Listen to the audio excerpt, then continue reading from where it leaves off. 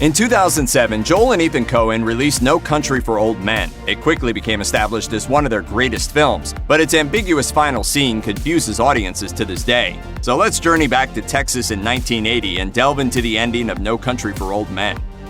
The primary narrative of the film is kicked off when Llewellyn Moss, played by Josh Brolin, stumbles upon the aftermath of a shootout and walks away with a satchel packed full of money. The deadly confrontation involved two major crime organizations, one based in Mexico and the other in the United States. Viewers know the Mexican half of this drug deal went seriously wrong, but it's clear from the events of the film that the other side may be worse off by the time the dust settles. The American organization attempting to buy the drugs has neither the goods they wanted nor the cash that Llewellyn made off with.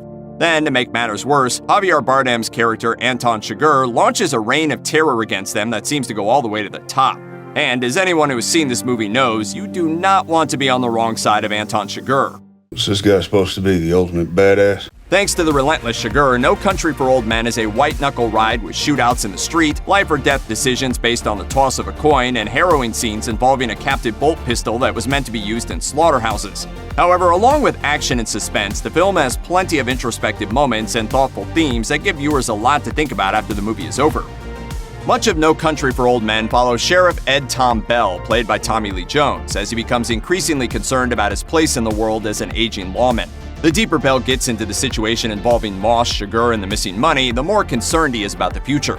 At one point, he flat out says that he feels overmatched and worries that the violence around him is escalating in a way that he can't contend with.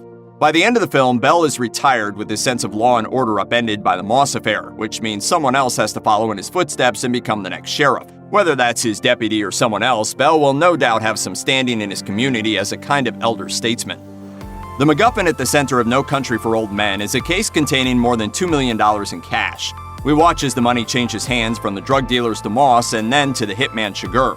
So what happens to the money after that? We know that a tracking device was placed in the case from the very beginning to keep tabs on its whereabouts, but Moss eventually gets rid of it. We also know that Chigurh was still able to hunt Moss down without the tracker, and Chigurh didn't exactly disappear quietly. Even after a massive car accident and a broken arm, he was able to patch himself up on the spot and simply walk away.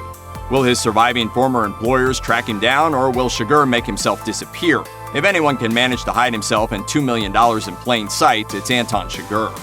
Midway through the film, a man in a mysterious office building hires Woody Harrelson's character Carson Wells to seek out Moss and get the money back before Chigurh gets his hands on it.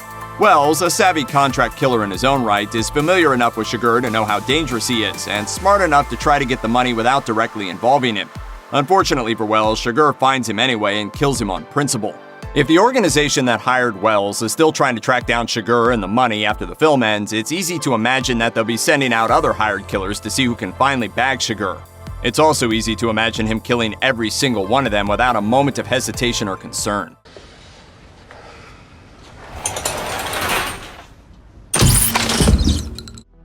Near the end of the film, after he's found Moss dead and realized that the money is gone, Sheriff Bell returns home to visit his uncle Ellis, a former lawman living all alone in a ramshackle house. Over the course of their conversation, Bell makes it clear that he feels he can't contend with the modern class of criminal. Ellis responds with a certain degree of sympathy, but also tells him about a horrific crime from many decades earlier. While not quite on par with the massive drug shootout at the beginning of the film, it reminds Bell that violence is nothing new. The world is a dark place, particularly if you devote your life to fighting on the side of the light. Ellis explains to Bell that it's vanity to believe that this struggle is new and unique to him. You can't stop what's coming. It ain't all waiting on you. Bell seems to concede this point, but also feels the time is right to hang it up. The scene is a perfect encapsulation of the film's meditation on how violence preys upon the soul.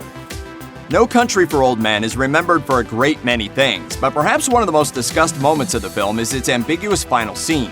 Bell sits at his dining room table and tells his wife about a dream he had.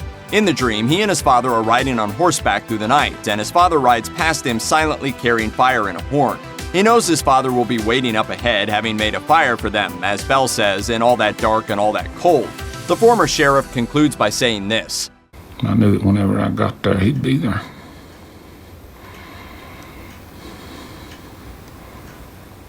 Then I woke up. And with that line, both the dream and the film ends, leaving most viewers scratching their heads.